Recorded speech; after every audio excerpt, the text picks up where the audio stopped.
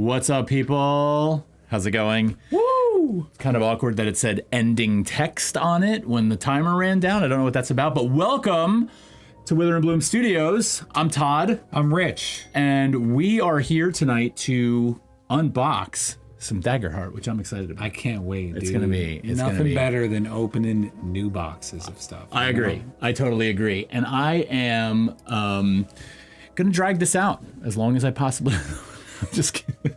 I can't stand this idea of being like the 8-year-old kid on Christmas morning that rips open his gifts and like all of a sudden they're all gone. So the box has been sitting on my table now for a little more than 24 hours. I don't know how you dealt with it. I don't know either, actually. I'm kind of like really surprised that I was able to keep it together for this long. So anyway, let me turn on some nicey nice stuff here. So we've got things to look at on it. There we go. Screen looks good.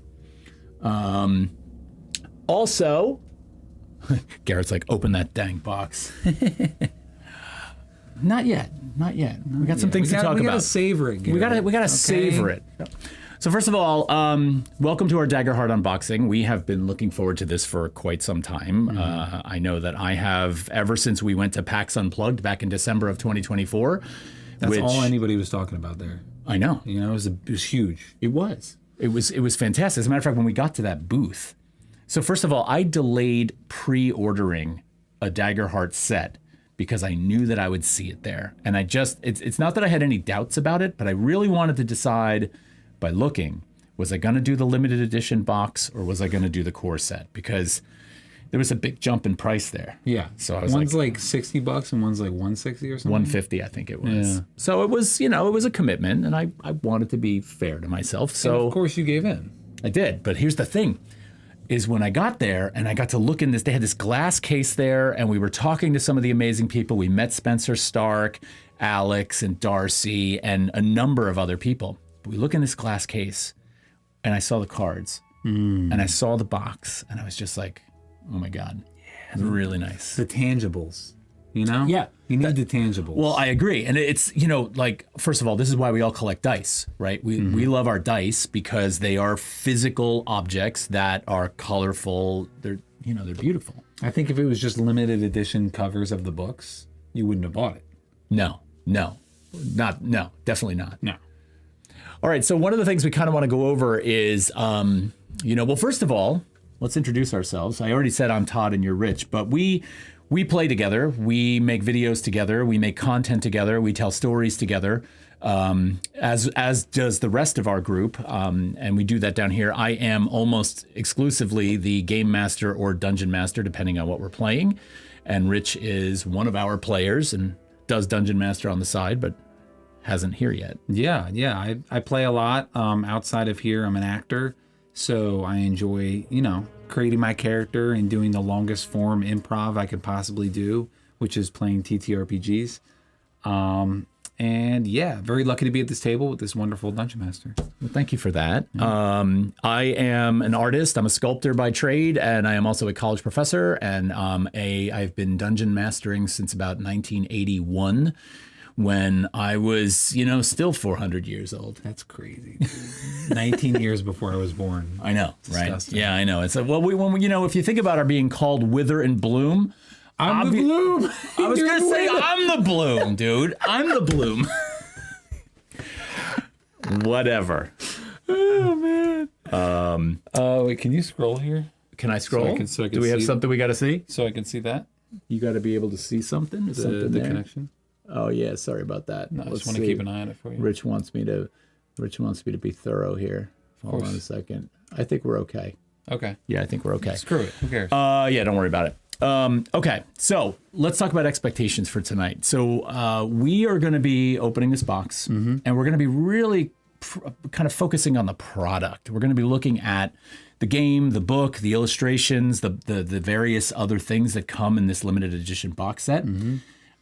While I'm open to talking about game mechanics and the game itself, I'd like to save a lot of that for the future. So that we're going to make very high quality videos like we do on all the time on our channel about game mechanics that are new, stuff that can make you a better DM, stuff that can make you a better player, and things that are unique about Daggerheart.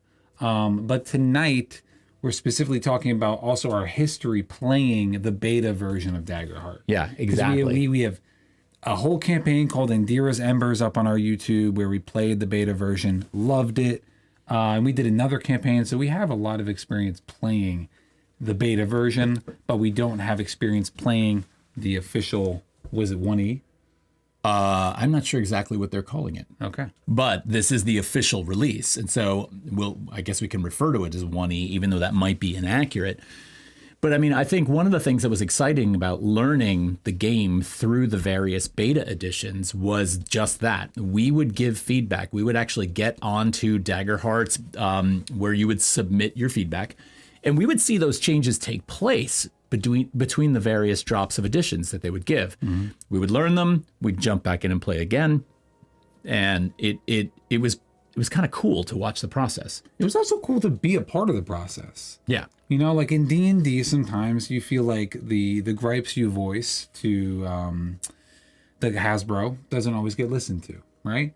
But Darrington Press has been like has had their ear to the ground, and they're listening to the community, and they're really taking what people want into consideration. For example, they dropped the Void.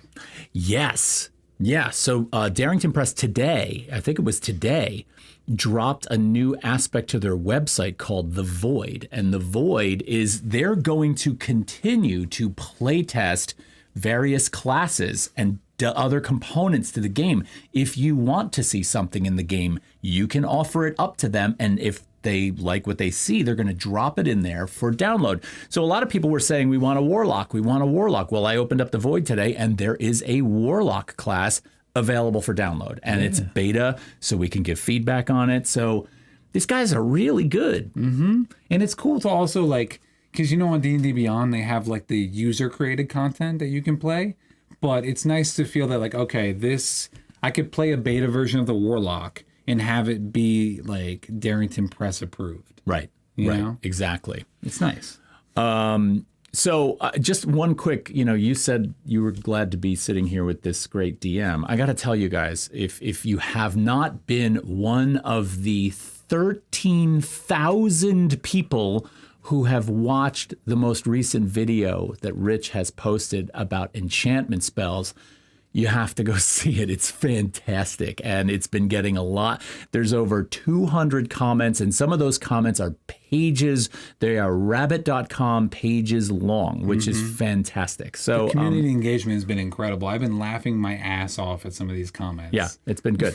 So definitely go and check that out. And if you haven't already subscribed to our channel, please jump in there and do that. Yeah. Wait, can I hop in here? Yeah. So thank you for that. Also, to ride that wave, we're a little bit past it now. We're about a quarter of the way past it, but we just passed 1,000 subscribers. So, woo, milestone, right? Yep. And to celebrate that, we are doing a marathon live stream of the first edition of Daggerheart that we have with us. That's going to be 2 Tuesdays from today. And we are going to be giving a giveaway along with that marathon. That's right. So that marathon is going to start at 8 o'clock a.m. Eastern Standard Time. And we are basically going to be playing through all 10 levels of a Daggerheart character. So it's going to be an adventure. It's going to be 10 levels in 15 hours. So the idea is we start at 8 a.m. and we're going to be done somewhere around 11 o'clock at night. We're going to play straight through. We're going to stream straight through. And these characters are going to be leveling at about once every hour and a half or so. Now, we're going to offer up some really cool little mechanics for you, the viewers, to push that along faster if you want to. I'm not sure how that's exactly going to work yet. I have some ideas, but we're going to make that happen. And that is going to be a ton of fun. But that is Tuesday, June 3rd, 8 a.m. Eastern Standard Time. I will put the scheduled live stream up on YouTube probably tomorrow or the next day. Yeah, be there or we'll hate you. Yeah, exactly. Next, is it time? Okay, first of all, hold on. We gotta address this. Lucy K in the chat was follower number 1,000. Woo! Okay, I gotta tell you, thank you for that. That's so cool. Talk about like having some credibility. Yeah, that's clout, Lucy. You'll have that forever. Yeah, you gave us our milestone. I think we need to give Lucy something for that. Lucy, when we get merch, you got to jump in and remind us. Say, hey, Lucy here, follower 1000. You guys owe me something. We'll figure out what that is. Merch is coming. Merch is coming. Yes. We're going to have it all. We're going to have merch, enamel pins. Yeah. All that stuff. That's it. An enamel pin. Mm-hmm. All right. Good. Good. All right. So we've covered a lot of ground. First of all, can we just kind of throw a few last things out there? So number one, Daggerheart. We haven't really explained, for those of you that are watching that maybe don't even know what this is, Daggerheart is the new tabletop role-playing game from Darrington Press and Critical Role. The lead designer on this was Spencer Stark, followed closely by Matt Mercer. They worked tirelessly for quite a long period of time. We're talking years in the making. And this game has been beta tested over the last year. Was it longer than a year? I think it was longer. I think it was close to, probably more than a year. And so the premise of this game, being a tabletop role-playing game, is that it changes the mechanics of the game to champion narrative and storytelling, or to give it a little bit more of a freedom of movement, right? And so we love it for that. We've been waiting for the final edition of this for quite some time. And so... can I pull the box out? Pull the box out. Come on. It's what they're here to see. Give the people what they want. You were the one who made me hide it under the desk. God. All right. Oh, yes. He got so vicious that he needed to poke a hole. I know. I accidentally poked a hole in this. So I got you. The box is here. It is here. And show it to him. I'll cover it. I know. Well, I'm gonna. I can't believe I didn't do that. So I doxed myself on Discord the other day because when the box arrived, I took a photo of it, posted it on Discord with my home address. That was kind of cool. So here's what I'm going to do. I have an overhead camera, don't worry. But I'm not going to turn it on just yet because I want to get... Here, move your hand. Nobody can see that right now. That's not visible. I thought it was helping. So what I'm going to do is we're just going to cut this home address right off. That's what we're going to send to Lucy. Lucy, the home address. No, we're not sending Lucy my home address. I'm sure you're very nice, but oh man, Garrett said, "Let's go. What's in the box?" Let's go. Okay, if that's a reference to 7, it could be a reference to 7. All right. And then Ravenflight said, "Surely we could be trusted with the box location." Well, that's because Ravenflight, I think, was one of the first people on Discord to be like, "I'm coming right over." Yeah. All right. There's the box. The box. Is it up? It's up. It's up. It's up. Beautiful. Now, the only thing I'm bummed about is when I cut off the address, I cut off the fact that the box is from Sean Gilmore from Gilmore's Glorious Goods from Critical Role. So, sorry, Sean, but we ruined this box. Let me get one side. Go for it. Dig in. You know what? I'm going down the middle. But God, be careful. Be careful. This is how I cut a box. But if you cut into the good box, freaking nutball. Nice. And you want? Yeah, can I take a side? Of course. Right, You do the rest. I'm gonna take a side. What do we got going on in the chat there? There's some action. Chat. We got it already. It's just stream elements. Oh, okay, gotcha. Yelling at everybody. Gotcha. Don't be afraid to ask questions in the chat. We would love to, kind of answer your questions about this. All right, people. It's happening. The box it's there. We are there. All right, should we? I'm scared, dude. Are you scared? Yeah. I mean, one at a time.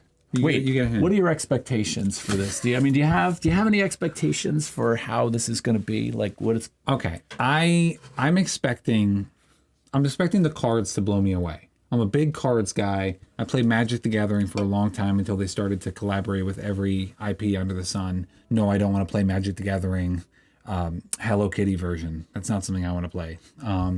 But either way, I love cards, and I'm expecting them to blow me away. I'm actually looking forward to the art in the book, and I'm not going to lie, I did catch a peek at the PDF of this already, which I actually have queued up and ready to put on the screen for you. So you're not only going to be able to see the book when I have it in my hand, at the rate I'm going, I never will, but I have a PDF to show you as well. All right, stop that. That was terrible. That was terrible. You're not good at that. No, I'm not. Same whiplash. Wait. This is a blank. Is it blank? Or do you have to put it under black light? Wouldn't that be amazing?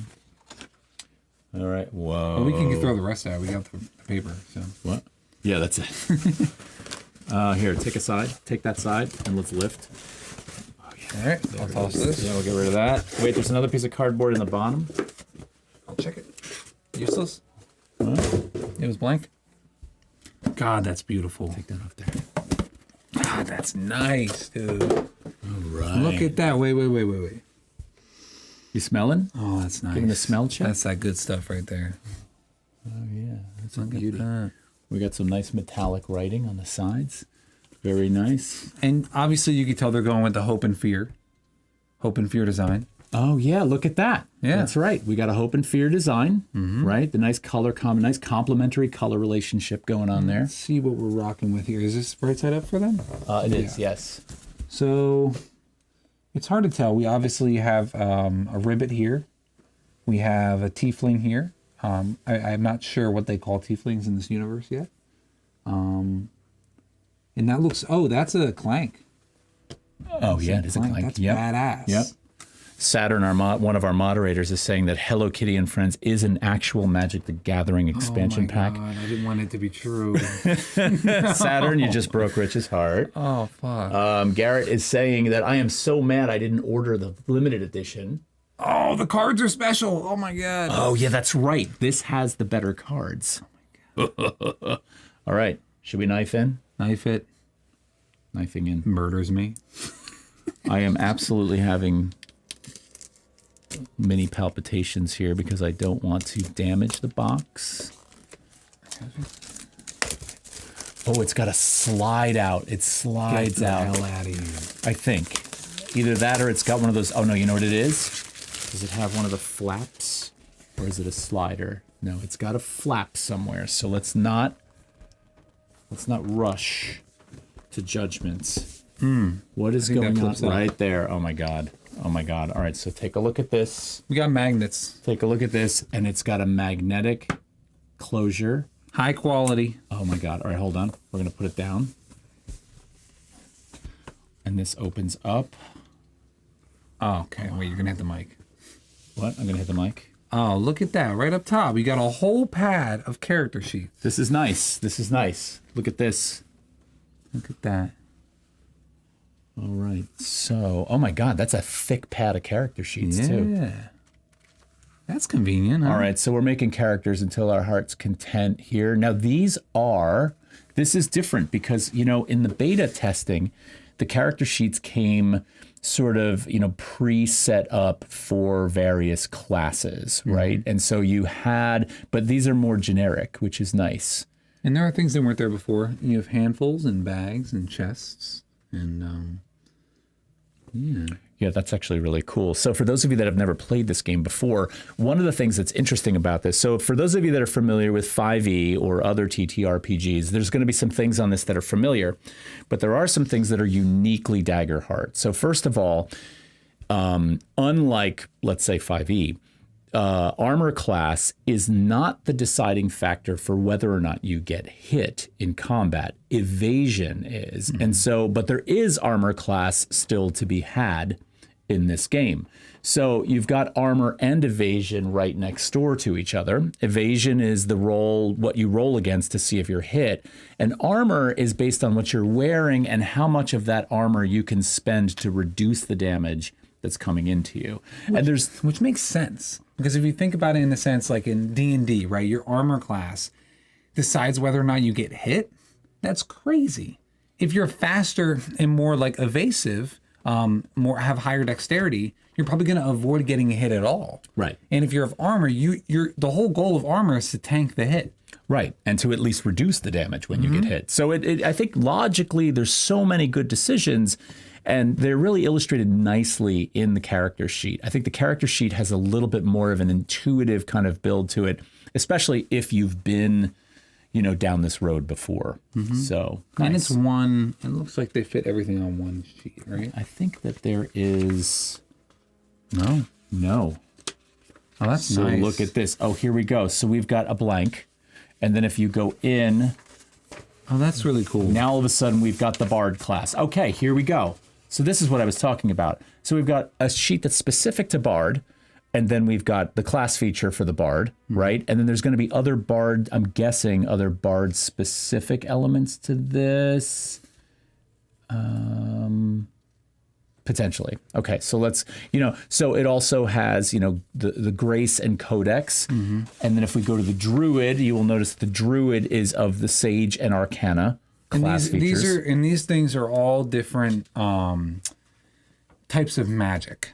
There are different schools of magic. There's a whole school of magic tree, and different classes have access to different schools of magic. And when you're making like a character, let's say you're making a druid, you are able to pick through the sage and the arcana spell list, and then pick corresponding spells that you want to build in your character. Oh, we got Bun Bun Riri in the chat saying, I have yet to open mine from the wrapping. Did you get the deluxe set? Do you have the limited edition box? Because that's important. That's important. I mean, not that if you got the core set, it's less. Yeah, you're kind of flexing on me. I'm sorry. Now. I love this. Wait, do you have the limited? I might have just made you feel really bad, and I'm sorry if I did that. That's probably not entirely fair. But honestly, what really matters in all of this to me at the end of the day is the book. Yeah. The book to me is everything. I love all these little extra bits, but the book, so for those of you that got the core set, and for those of you that got the box set, the book is still key. I will say, presentation-wise, kind of wild to open with the character sheets on top. You want to talk about flex? Bun Bun Riri just said, I got both.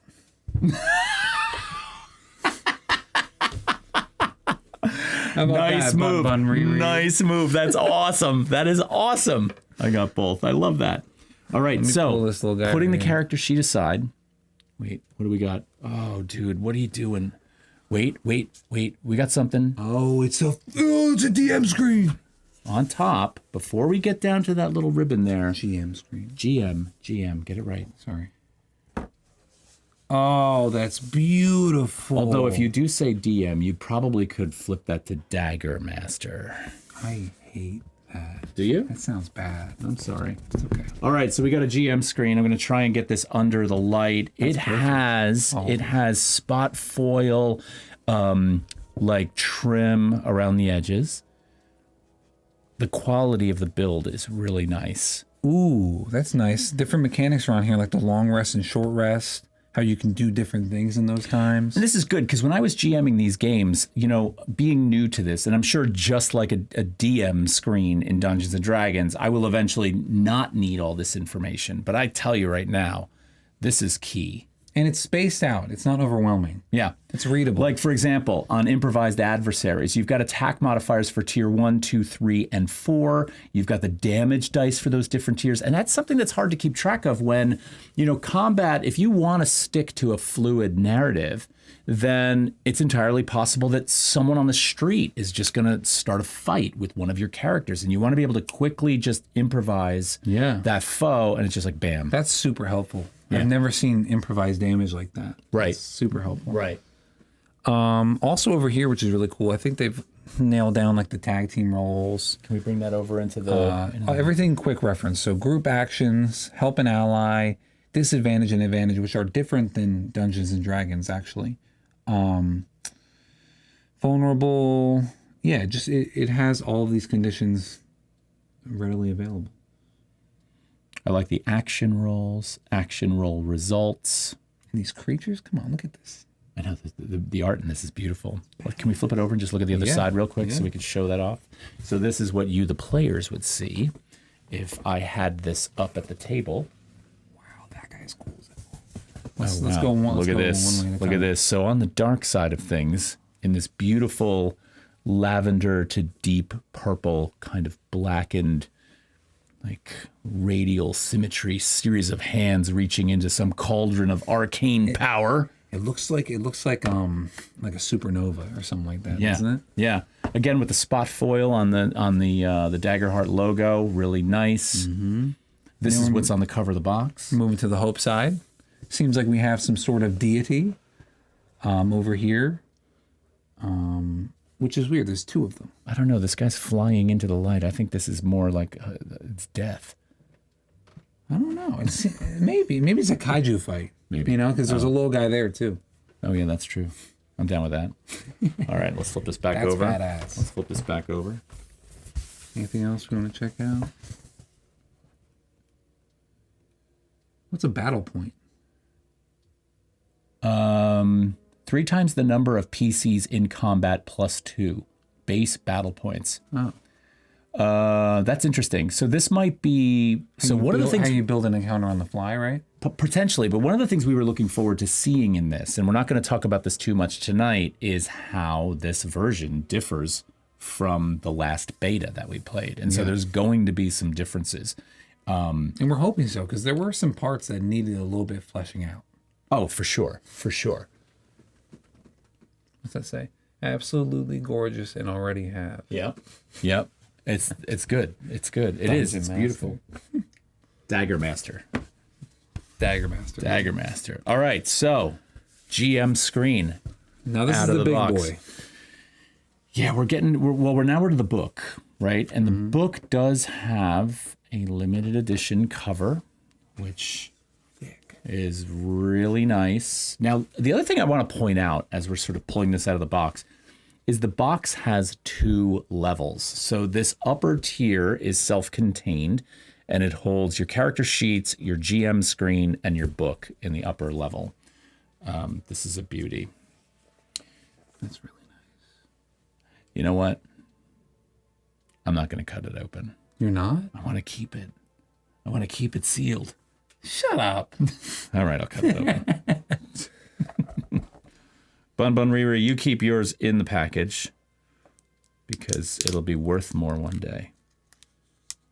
See, this is, in 1981, when I got my box set of D&D, it would never have occurred to me at the ripe age of 11 to leave one in the package because we didn't know. Yeah. But could you imagine having a purple box set still in the plastic? That'd be crazy. So here's your chance. You could have ordered the Daggerheart Limited Edition set, and if you had the willpower, you could leave it in the plastic. Bun says will do. Really? Yep. All right, I'm down. I'm going to hold you to that, Bun. Here it is. Oh my God, this is gorgeous. It's hefty. It's hefty. The quality, I mean, I'm a huge fan of spot foil. Spot foil is just such an elegant touch. Mm-hmm. And you can kind of see it. I'm going to try and make it glint. Really nice. I want to make one comment. Yeah. I have a feeling. Okay. I wish there was different art, because this is now the 3rd time I'm seeing this art. I wish there was a different piece of art for this book. Okay. Right? I think that's okay to ask for. Okay. It's beautiful.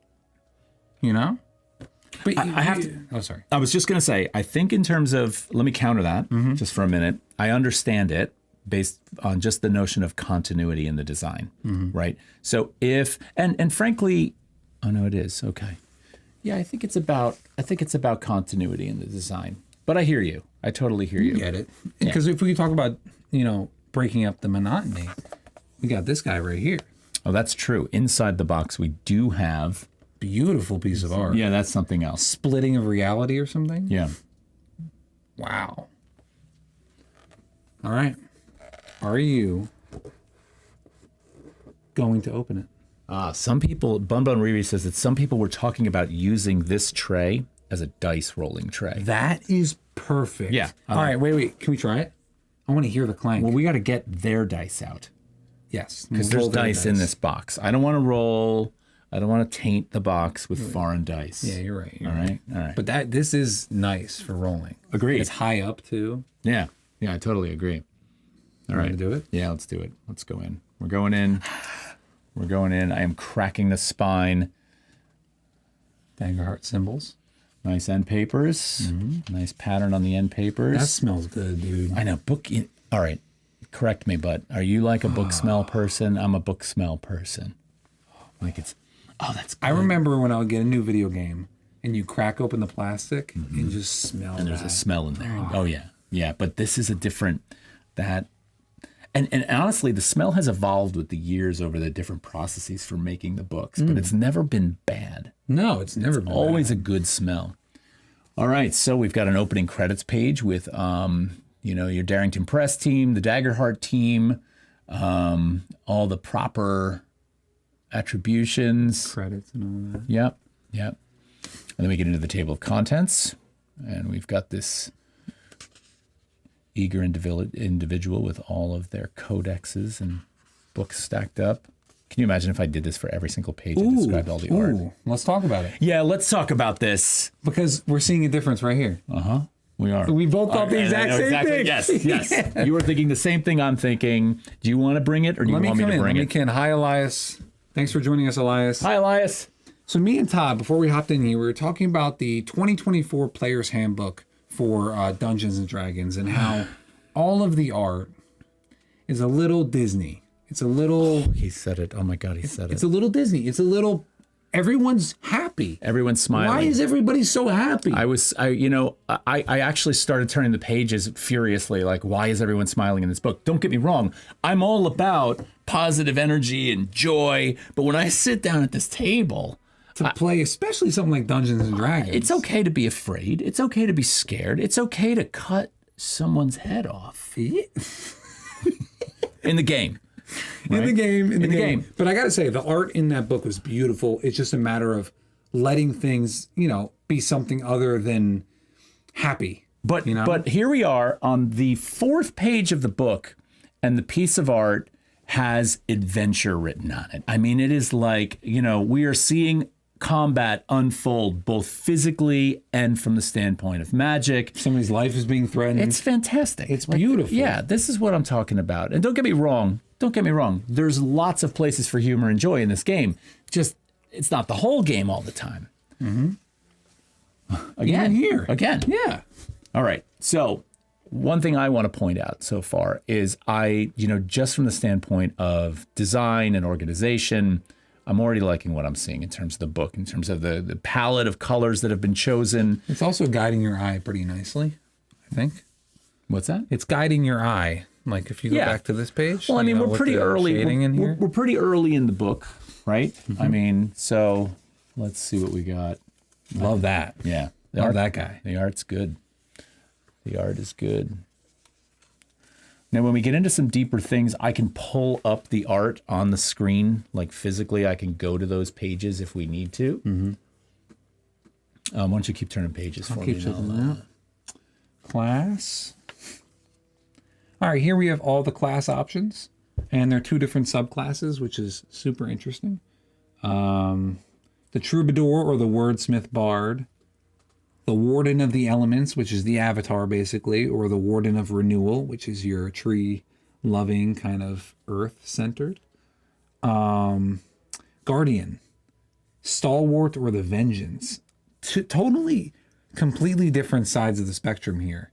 It seems like the fact that they're focusing on 2 different subclasses, they want the subclasses to feel very different. Right. Which I'm enjoying. Right. I'm enjoying that a lot. Yeah, the only thing that's happening with the PDF right now is it's splitting the pages along the opposites. So it's pairing this page with its flip side page rather than having the spread the way we see it in the book. So, for example, if I were to just pull this up for you so you could see it, this is how it's splitting it on the PDF, which, okay, no big deal. But I think we should remember that from a design standpoint, this looks amazing. It's beautiful. Yeah, I really like that. If we need to get into details, I'll switch over to the PDF on the screen. But if we want to talk about the dichotomy of the subclass, right? Look at these right here. Syndicate. The Syndicate Rogue. If you want to have a web of contacts everywhere you go. Yeah. Or the Nightwalker, which is your typical rogue, hanging out in the darkness, killing people through your environment.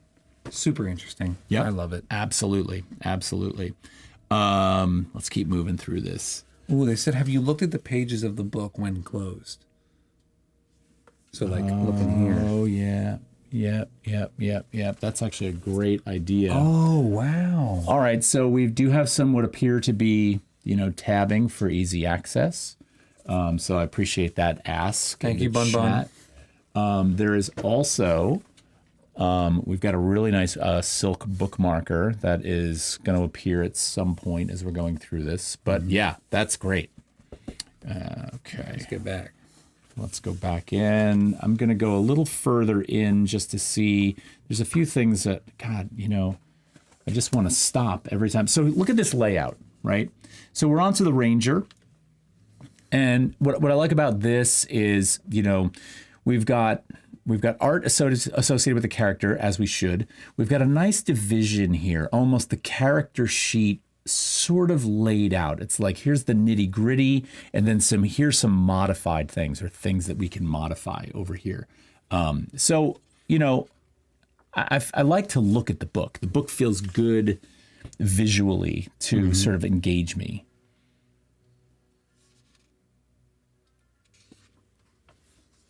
Here's the rogue. There they are. Awesome art. The seraph. Is it wrong to like try to compare these classes to their counterparts in D&D? I mean, I mean, you can't help but not do that, I think. But I have to say, like, I kind of want to try and come at this with a sense of openness and say, all right, let's look at this as its own thing. Because part of me goes like, what is the seraph and its counterpart? Like, what does that class stand for?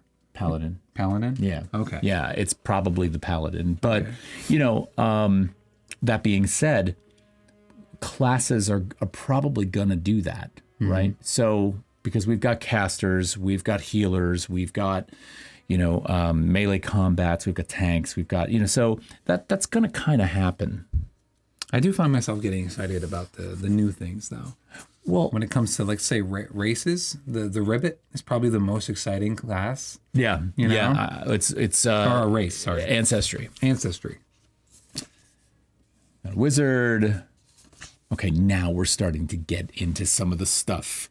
When we get to ancestry, some of the things that are done visually in this book are just blowing my mind a little bit. Okay, so first of all, here we go. Right off the bat, we get to ancestry. We get to Clank, right? And one of the things I love is the way sketches and more completed full color art integrate with one another on the page, right? So if you kind of look here, you've got, ancestry features, and we've got a variety of attachments are available, ranging from tools and appendages for utility to weapons and protective gear for combat and adventures.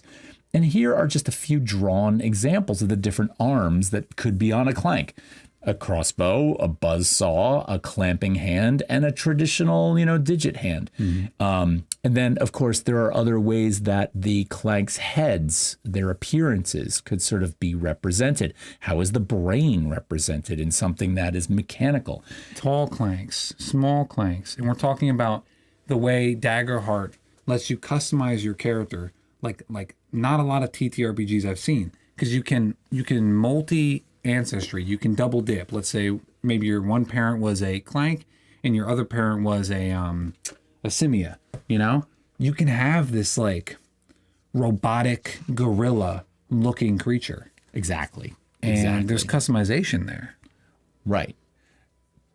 And you can do it also mechanically in the game with your experiences and the way you set up your weapons and their, all that stuff. Yeah, absolutely. And I think that's also why some of these drawings are being presented the way they are, to sort of allow you, look, I'm a visual person, right? So I'll always say, if you're trying to generate storylines, backstories, any kind of content, and you're having trouble dreaming that up, go with a visual. So if I look at this fairy character and I look at the different ways the head is represented, I can think of different backgrounds for each of those heads just based on how they look, right? So the visuals really help in this regard.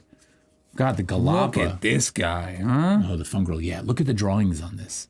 The fungal, they have outdone themselves with the fungal. They are beautiful.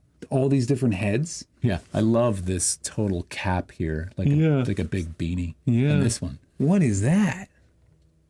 Now, what kind of fungus is that? This is like Last of Us. It's like a clicker. Oh, yeah.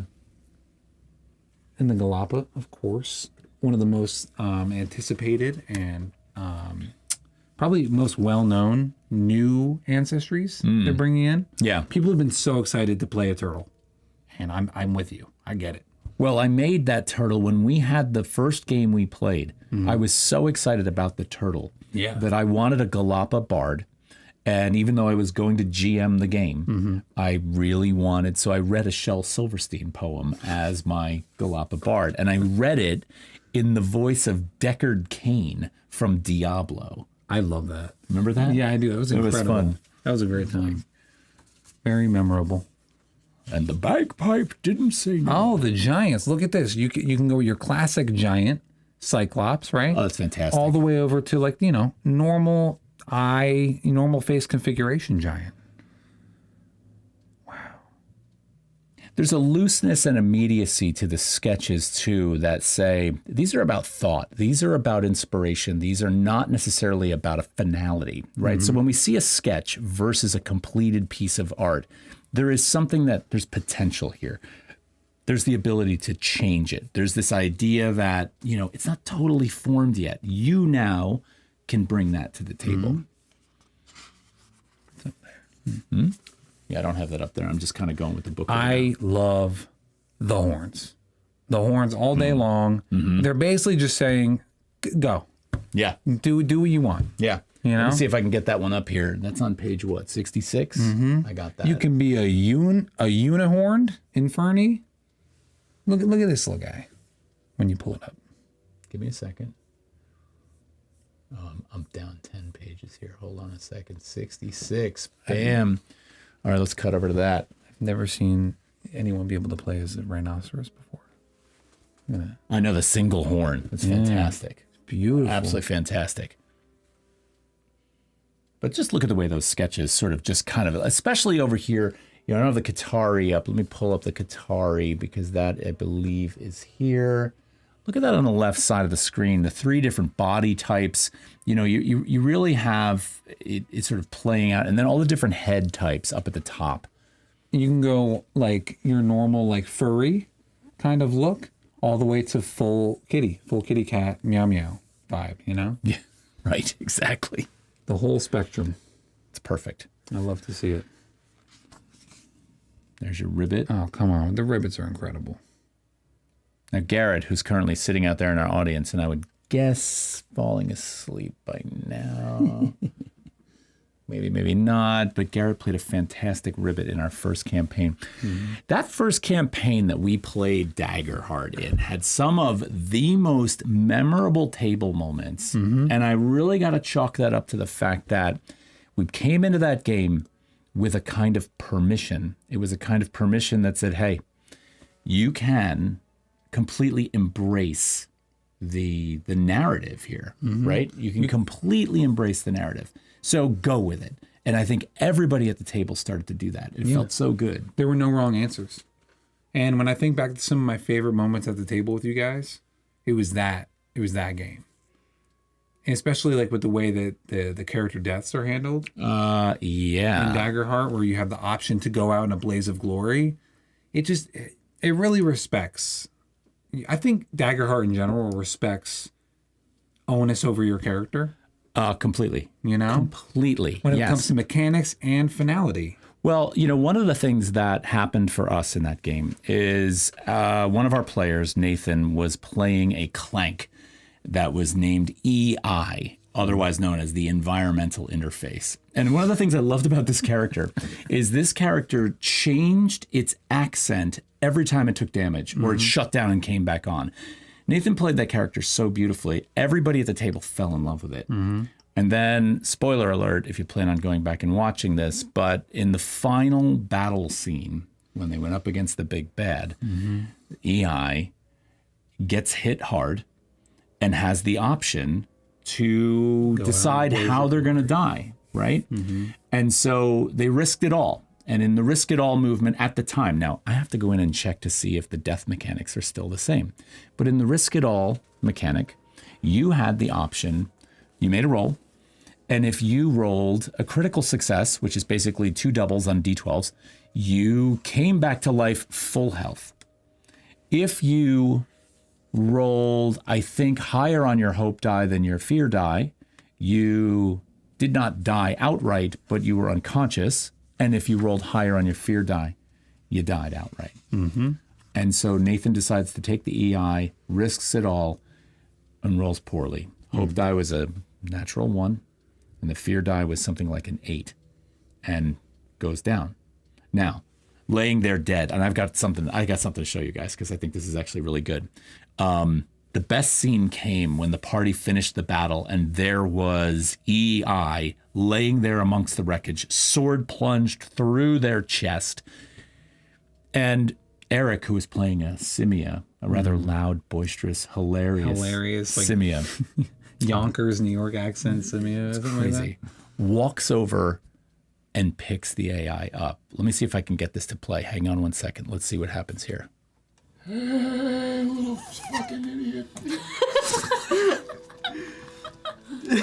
And Paya reaches down and pulls the sword out of the ground and out of the in-her-face guy.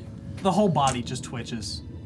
And he works one of his gauntlets underneath, gently picks it up by the head, cradles it like a little dead tin baby, just picks it up and kind of brings it into his chest. He says, I'm sorry I couldn't keep you going longer. So sad. God. Walks away from the rest of the body, clutching the little tin guy. No, you're not allowed to do that! Wow. What the fuck, dude? You guys get that box back in the fucking cave. I'm a little verklempt. I mean, Powerful. people were crying in that. Yeah, that was really effective. But that's Daggerheart. That allowed us to do that. Yeah, it's like putting an exclamation point at the end of your story. You know? Yeah, I like that. Let's keep moving here. I was looking for the death mechanics. We will find it. And actually, we're gonna, I want to do an entire, illustrated video, where we're actually out there doing this on death and dying, because we did death and dying in D&D. All right, so we've got weapons tables with, again, nice illustrations. We've got, God, this book is gorgeous. I got to tell you, the feel of the paper, it's really nicely done. What the heck is that? What is that? That's a fungal, man. That's cool It's looking. fantastic. That's looking great. There was a really, I never seen their enemy stats before, but it was really cool to look at those. I think that's something this is something I'm interested in, is how the adversaries' stat blocks look. Now, you were asking before for, one of the things I wanted to do in this is I wanted to at least have a little bit of constructive criticism. Like when I do critique in school, right?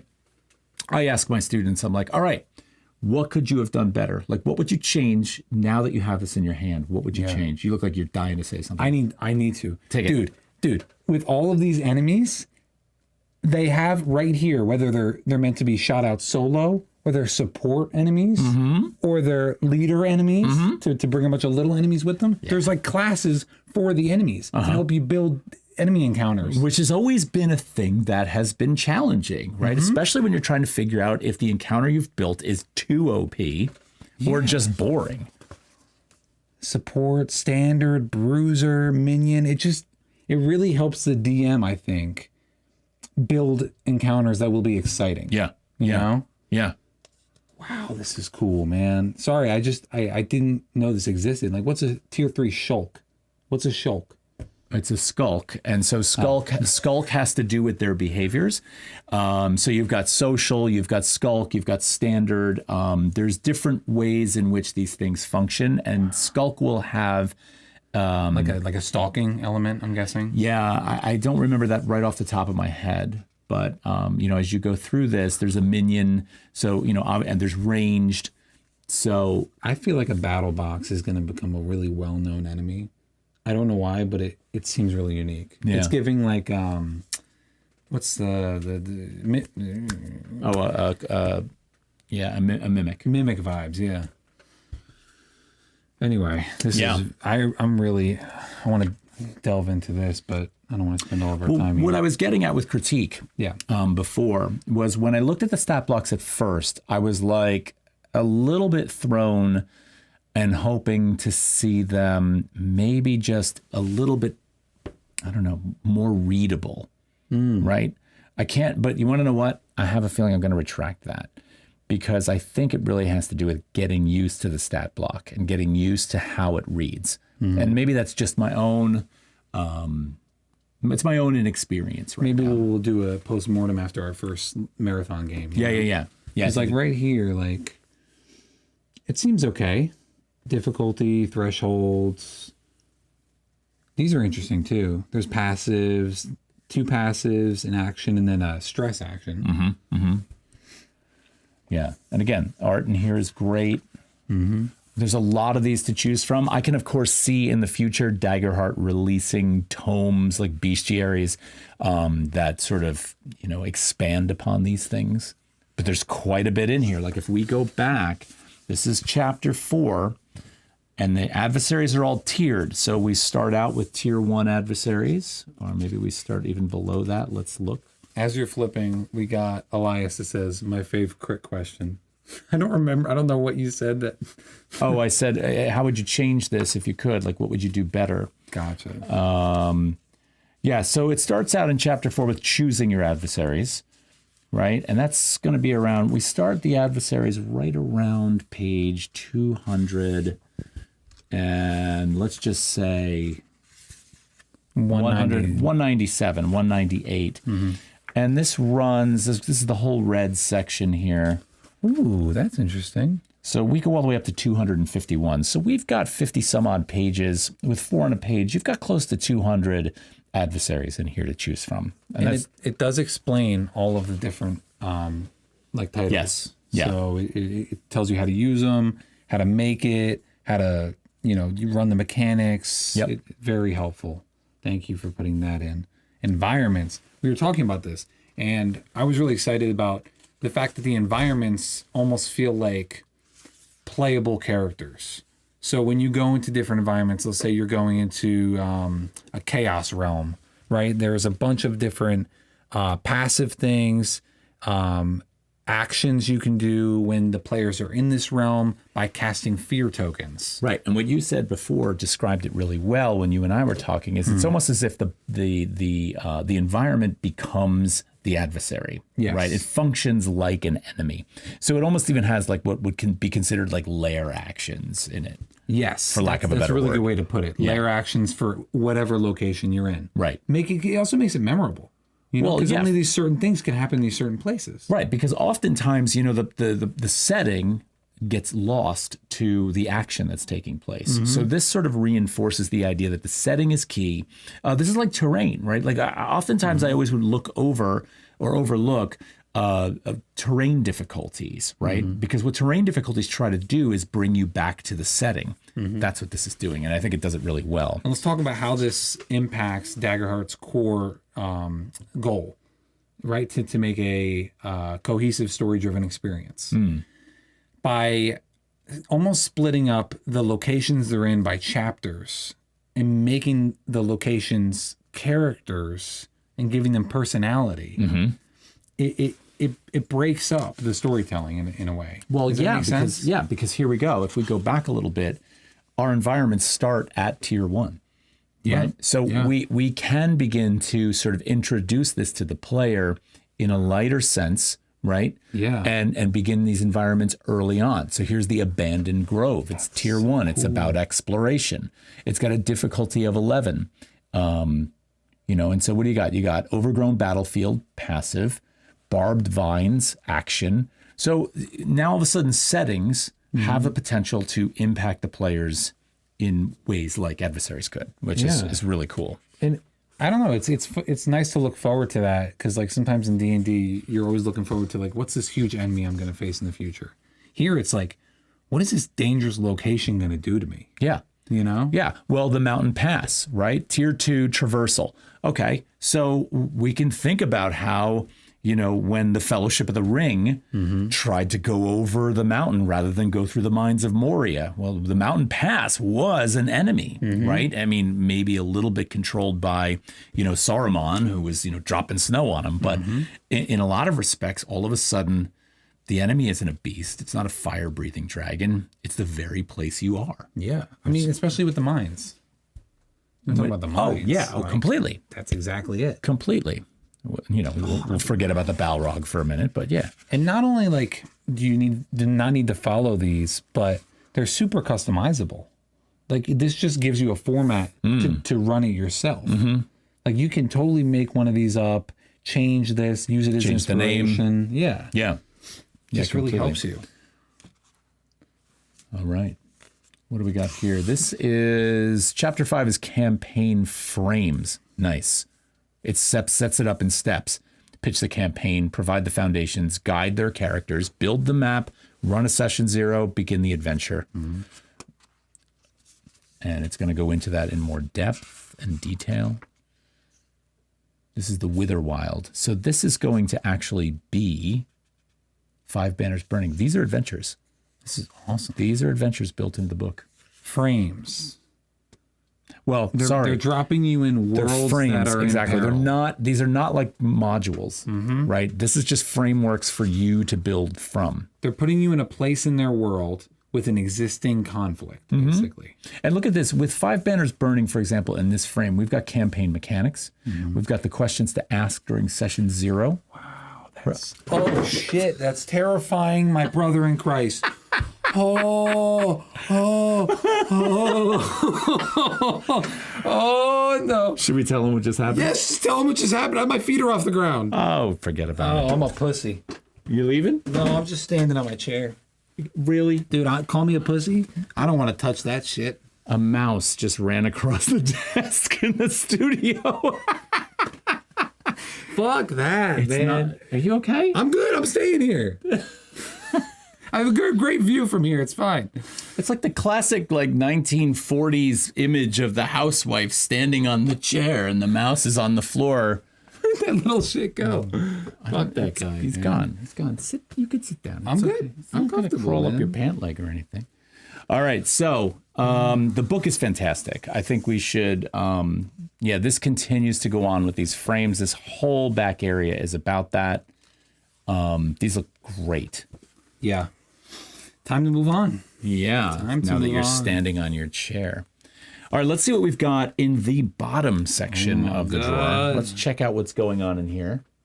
Elias called me a wuss. Garrett said, LOL, big tough guy. Congrats on the new rodent familiar. That's right. That's right. That's my familiar. Fuck you, That's right. That was a ritual cast. It took a full, how long have we been on? That was Olivia. She casted that. Well, are you watching this? I'm watching. Are you watching this? Because this is its own box. I'm sliding out. It's beautiful. Oh my God. Oh, it's got another magnet. It's got another magnet enclosure. Hold on. Let me see. It's off the screen. So now we've got another box. Get out of here. With a magnet. Garrett said it's verbena.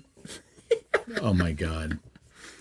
Oh, come on. And there it is, everybody. Oh, look at that. They're beautiful. All right, let's do this. Let's try and clean up the desk a little bit, and then we're going to dig into that box. So I'll take this over there. Well, no, hold on. Hold on. Don't hurt the merch. We're going to have to roll in here later before we go. I know, we'll roll. Don't worry. I'm just going to put the book in. I'm going to go back in the order of operations here. Garrett would be proud of me for doing this correctly. We're not just going to do this by the seat of our pants.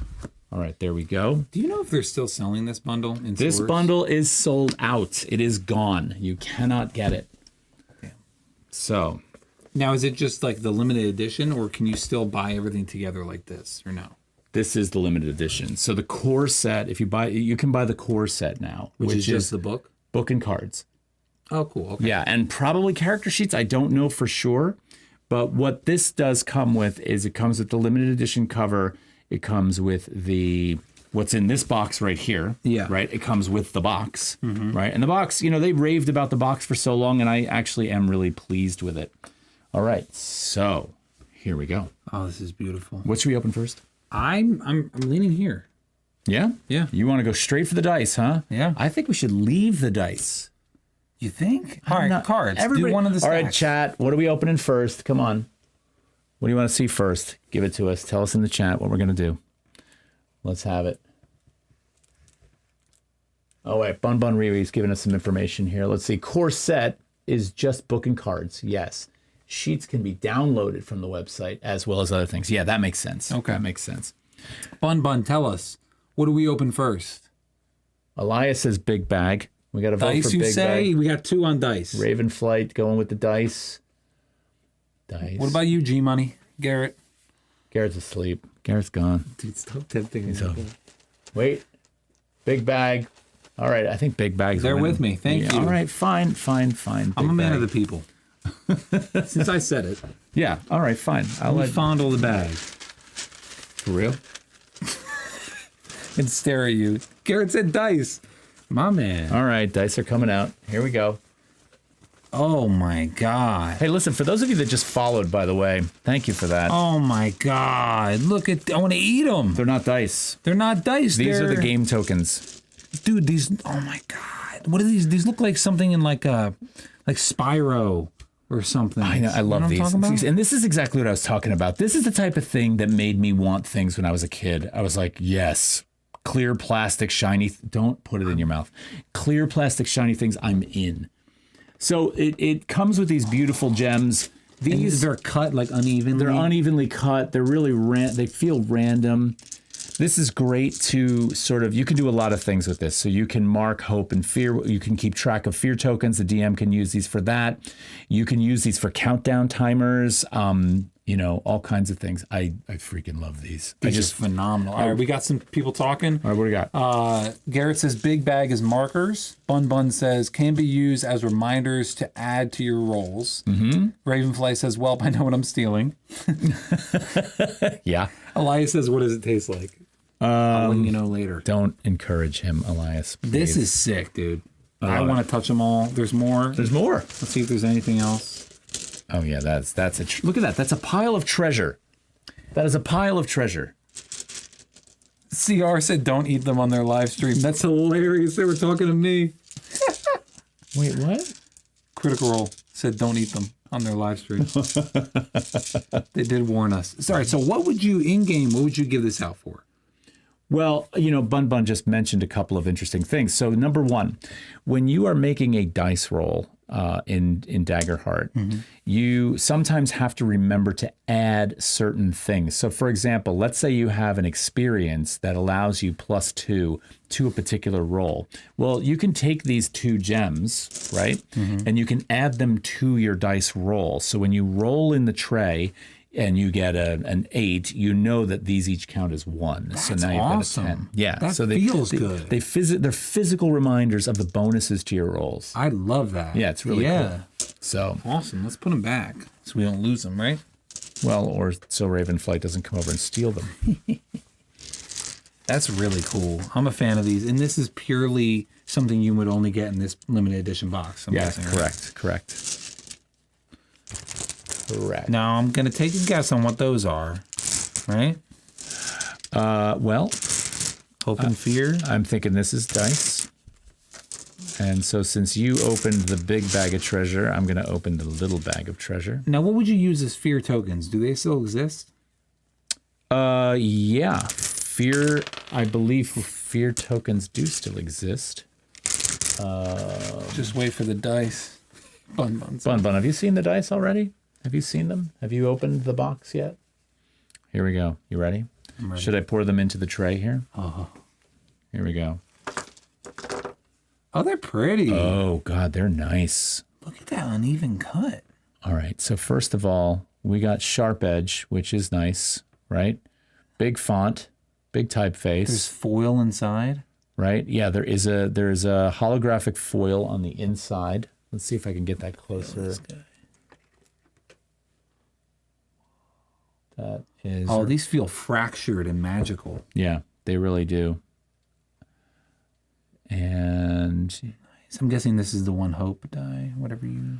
well, yeah, so we've got the 2 D12s here. And the nice thing about the D12s is they are not your typical D12. Your typical dodecahedron has pentagons on each side. These are D12s that are made up of rhombuses, which is kind of freaking cool. And then, of course, you've got the Daggerheart logo on each side to represent the 12, which is super cool. So milky white with a holographic interior and then a deep purple. Really nice. And, of course, you've got... Garrett said the Hope and Fear have a unique shape. Yeah, they do. Yeah. Oh, those are different than the other ones. So do we have a real D12? We have a regular D12 in here? A dodeca? I don't think so. No? I guess not. Yeah, we do. It's right here. Oh, fuck me. Yep. So there's a typical D12, right? And here is a Hope and Fear die D12. That's really nice. That's badass. Sweet. Nice set too. And these are not tiny dice, right? These are slightly larger than standard, so they feel good in your hand. Nice set. Really nice set of dice. I'm happy about those. That's badass, dude. Yeah. These are not going to go into my giant.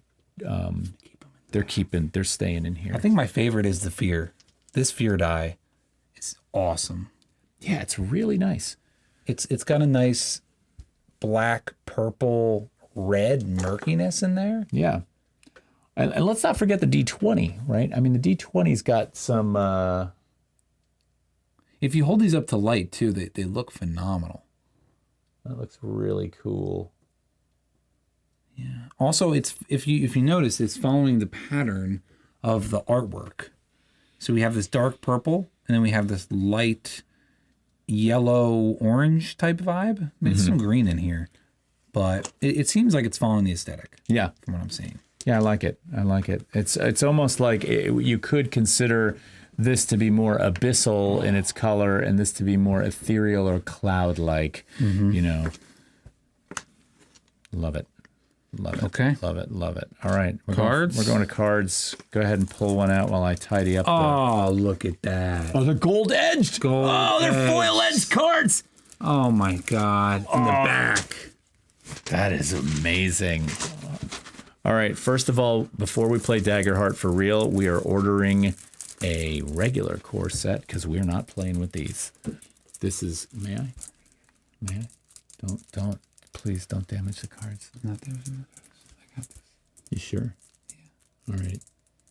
Just remember, shout out, we are giving away a core set in our marathon. So yeah, on June 3rd, I'll jump into that. On June 3rd, when we play for 15 hours, we are going to give away a Daggerheart core set. Now, we're not going to tell you when we're giving it away. Okay? So if you want it, you're going to have to stick it out. And I will promise you this.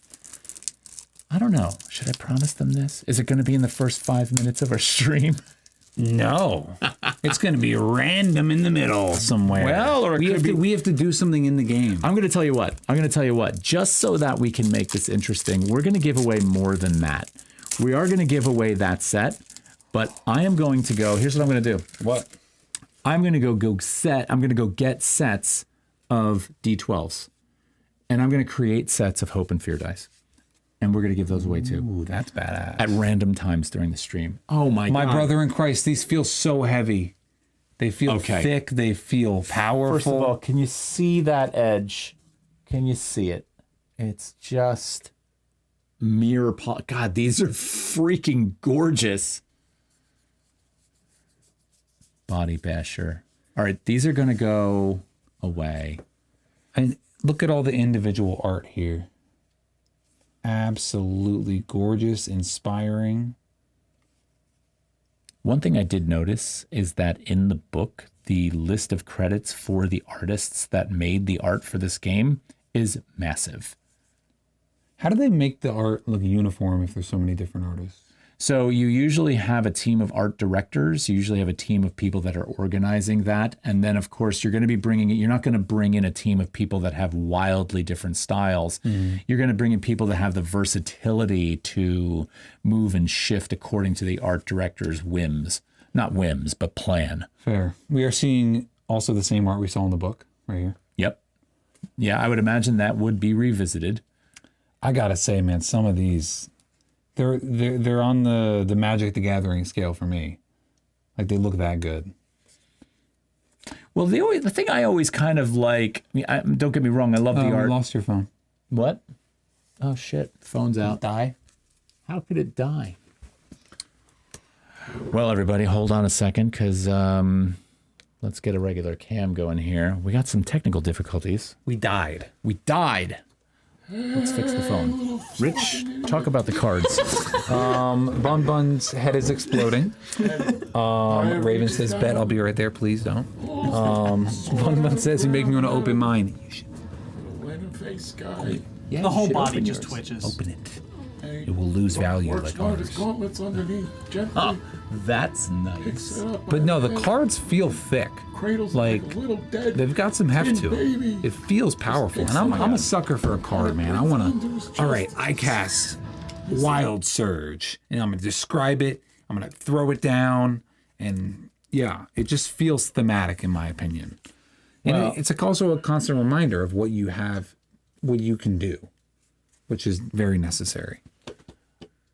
I am lacking a power cable. Wait, that's so funny. Saturn said, too much happening on screen. I need Subway Surfers gameplay to focus. Yeah, I had when I switched the cameras, a random video popped up, the one from before. Stop So- traumatizing your chat. That's hilarious. Sorry about that, chat trauma. All right, I'm working on fixing our technical difficulty here without making a total mess. I also love that they didn't totally like screw the martial classes here, because the martial classes still have ability cards. You know, like I said, body bashers. You know, is a martial ability. Let's see if it's not focusing. So fuck me, I guess. Anyway. Well, it's not going to focus automatically. Critical inspiration, bold presence, lean on me.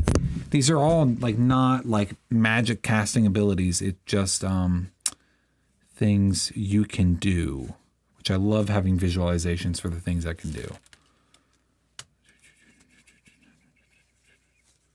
Very beautiful. Oh, we also have ancestry cards. So right here, if you could see. Different ancestries. Dracona, Clank, Dwarf, Elf, Fairy, Fawn, Furbolg, Fungal. A lot of Fs. Well, Galapa, Giant, Goblin, Halfling, Human, Inferni, Katari, Orc, Ribbit, Simia, and then the different locations. So we basically murdered the battery on my phone. It's charging. It'll be back soon. That was functioning as our overhead cam. Do you want to move on to the next one? We could open another one. So we have the community cards. Well, I should say there's probably a lot more than community cards in this one. But let's take a look. Bun Bun said that's how we stay loyal. JK. Also, will you guys play the 2 new testing classes in the Void? Yeah. Interesting, but I think, yeah, we have to. So we got in the Void. We should pull up the Void so that people can see what's going on there. Yeah, let's talk about that for just a bit. in case you've never been there before, because it is relatively new. Give me a second and I will get that up for you. So the Void is this. So the Void is Daggerheart's website. So if you go to daggerheart.com/the Void, you get this. So what we have here is some instructions on how to dive in. You can bring up things in Daggerheart that you'd like to see happen and play tested. Then they can, of course, if they offer it up, you can play test it with the community, give feedback. And here are 2 things that you can start out with right away. So the Warlock class, which you can actually download, jump right in and download that. And then, of course, we also have the Fighter class.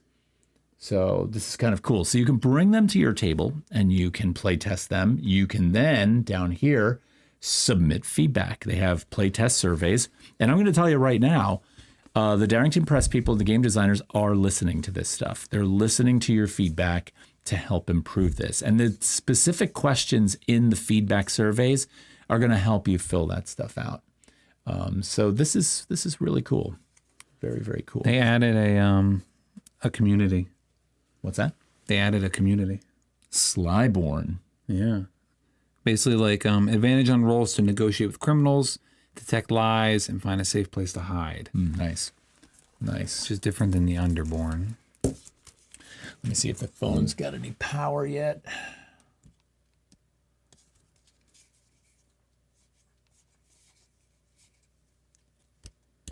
I gotta say, man, this just makes me want to play.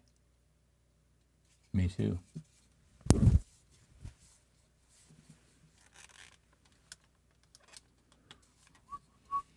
God, I don't know if we're going to get our overhead cam back. We're coming down to the end anyway. Yeah. Right? Yeah. I don't think we have to open everything. That's all the cards. We got to open everything. All right, my bad. Come on. You're going to, like, disappoint everybody. My bad. Won't happen again. All right, good. Good.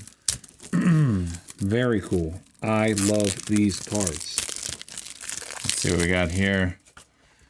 So in this, we've got the spells, the grimoires, and the abilities on these. Now I don't have. I'm going through the next. So there are four boxes of cards. I'm going to try and get these into the focus range.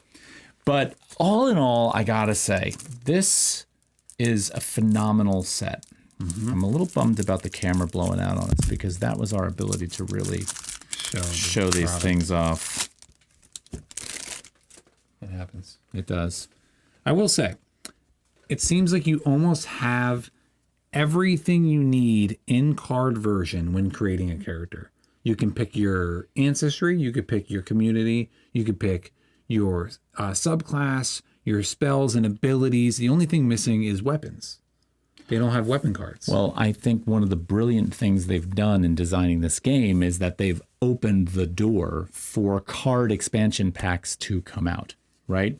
And so, you know, if you can imagine either through third-party content, and I don't know how that's going to unfold over time with the community, with the gaming licenses, but Darrington Press themselves could potentially create entire packs of cards around some aspect of the game, right? Weapons being one of them, armor being one of them.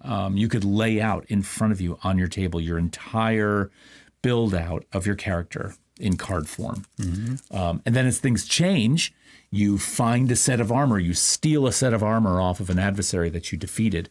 Now all of a sudden you have the ability to change that. Yeah, I love that. And they're tapping into something that D&D never did, because I'm a sucker for cards, man. Oh my God, I am buying too. them all. I am too. I love having cards as, you know, this kind of tangible physical thing that allows you to visualize what's going on in front of you. I think it's key. Yeah. What do we got in the chat there? Can I post my grad photo with you from Elias? You mean post it where? I mean, yeah, sure. Go ahead. Why not? That's totally fine. I'd be honored, Elias. I would be honored. Bun Riri says cards still have some nice weight.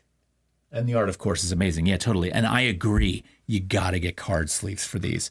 The only, I thought of that. I was like, oh, I got to get card sleeves. However, card sleeves are going to sort of eliminate that uniform gold. Of course, these are going in a museum case. Yeah.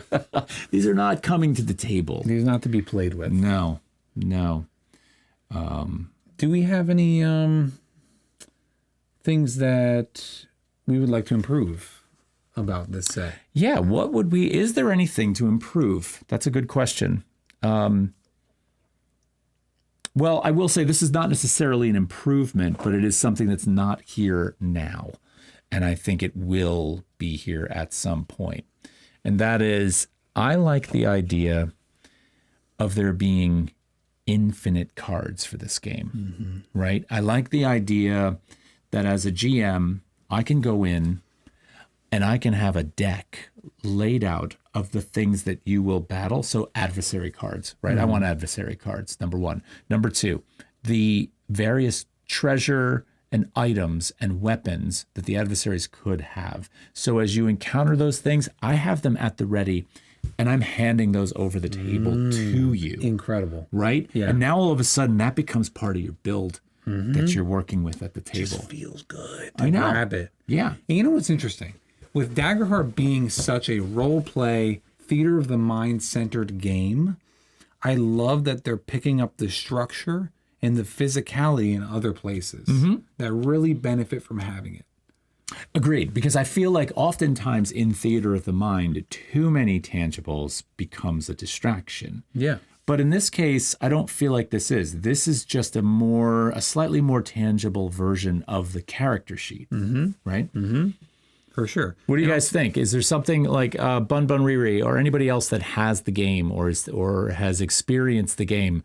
What are you looking for in this? Like what occurs to you could be included in this or improved upon? I'm curious to know.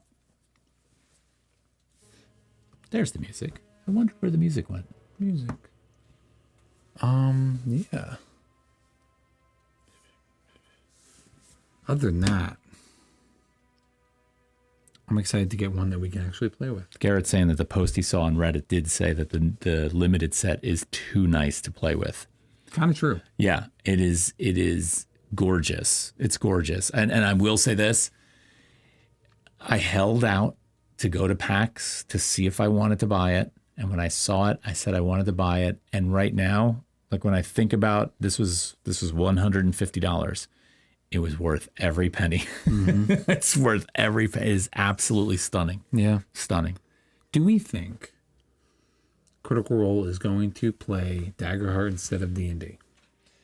Well, I'm going to say that they're going to play both of those things because they've got something coming out. Garrett will tell me what it is as soon as he hears us talking about this.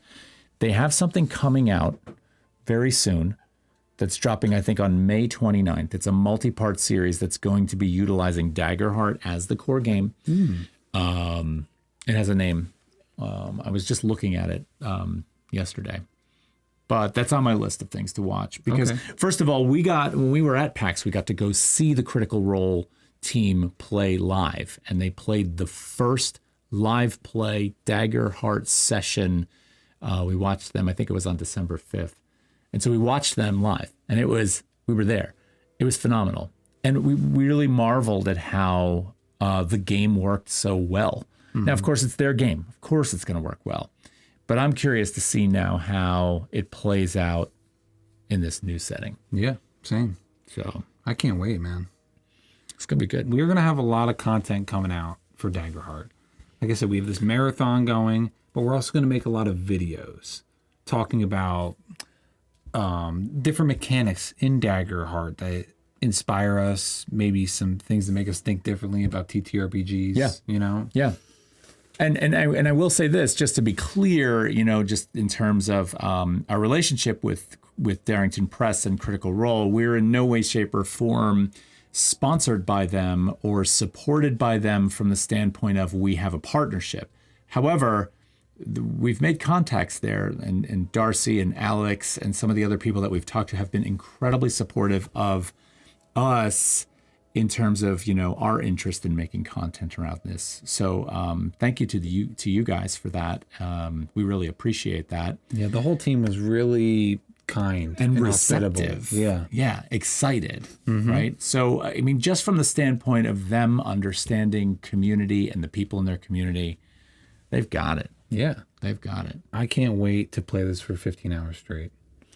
Well, yeah, I think it's going to be exciting and interesting. And like I had announced when we first played the 1.1 beta version of this, when we were playtesting, that I came into the game intentionally without a ton of knowledge. I didn't want to know the game inside out and backwards because I wanted to see what it was like for a new GM to come to the game. That was going to be part of my feedback that I was offering up during the playtest. Now, of course, I'm going to come to this game with a little bit more knowledge than I had last time. But at the same time, it's a game. And I enjoy figuring the game out along the way. Like, how we get better at that game. I mean, there's lots of stuff out there like that I've played before where we know the basic rules. Let's jump in and get going. We learn a lot from that stuff. Oh, yeah.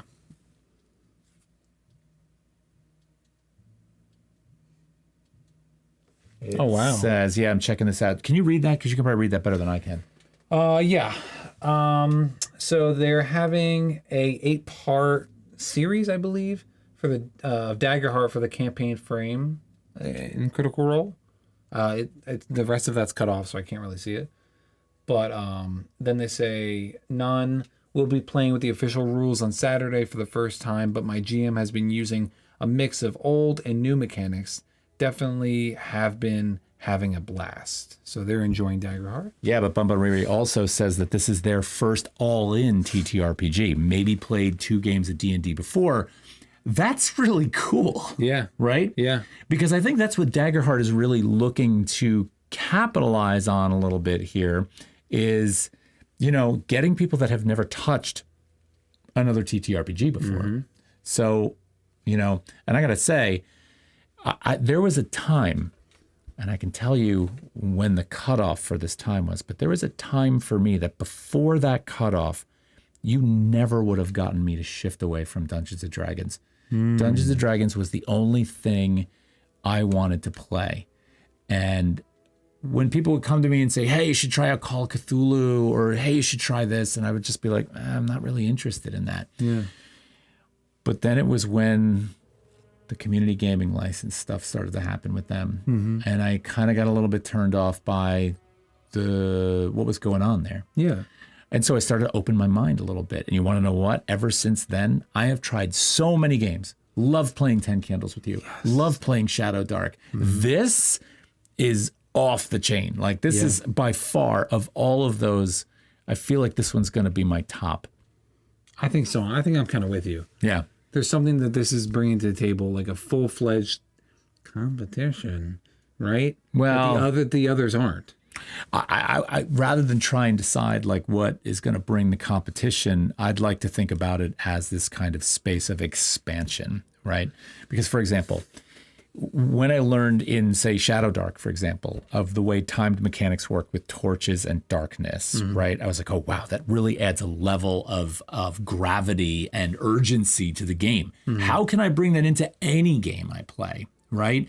And so here, what happens? Well, we remove a little of the crunchiness and we kind of say, let's move towards a more story-driven form. Great. How can I make that happen in my other games, right? Not that I'm going to stray away from this game or stray away from that game or commit to one or the other. I do those things, but that's how I kind of like to look at the way these games expand my ability to tell stories. Yeah, because, there is a collective, like, this is my game, and I've picked all the best parts of all these other games and learned from it.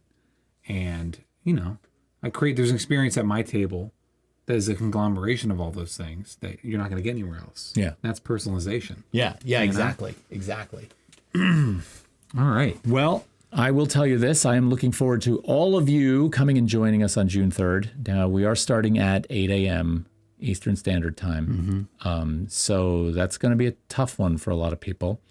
But we're going to run a 15-hour game. So, jump in for as much of that time as possible. I will say this. One of the things I was thinking about, okay, I don't know if this is going to work or not, but just put it in the back of your mind. I'm wondering if there's a way we can track how long people have been watching. Because if they watch longer, I want to give them more of a chance of winning. Maybe if they comment every hour. We'll see. We're going to set up some kind of mechanic for you, the viewer, to have. We don't want somebody just dropping in for 5 minutes, winning the giveaway, and then walking away. Yeah. We want to give you, the loyal viewers, something to reward you for that. Maybe like questions about things that happened. Oh, yeah. Some sort of test. Yeah, some review. Yeah. A quiz.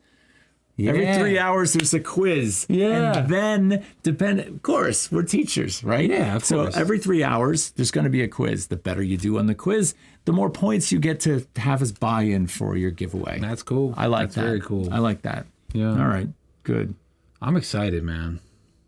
I am think too. This has been an awesome unboxing. I know. I'm so thrilled. Thank you all for hanging out and watching this. This has been awesome. I want to thank the people at Darrington Press also for being supportive and receptive, and for making a great freaking game. Yeah. Right? For sure, dude. I can't wait to see it in action with all of you. I can't wait to make the video of giving you the Heimlich maneuver because you swallowed one of those damn gems. We're gonna edit this unboxing into like a real video. I think Post it that's on the channel. I think. And at the end, we'll have that. You know. You want to do that? Yeah. You think that's going to work? Totally. All right. So if I can get my whole world here to work properly, we are going to say goodnight to you. We're going to say thank you, first of all, for coming along for this ride. I think that was, really awesome. And That was a really fun hour and a half. it was pretty good. I had a good time. Yeah, it was good. All right. We will see you all on June 3rd. Also, by the way, if you haven't already, every other Tuesday night, so not this Tuesday, but next Tuesday, we also play Dungeons and Dragons live in our ongoing campaign. So stop in and see that. We go on at 6:30. We have a live chat that's open, so come and hang out for that if you will. But June 3rd, Daggerheart Marathon. Come and check us out. Be there. Be there. All right, people. We're gonna head out, but we will see you real soon. Good night, guys. Thanks for coming. Take care, everybody. See ya.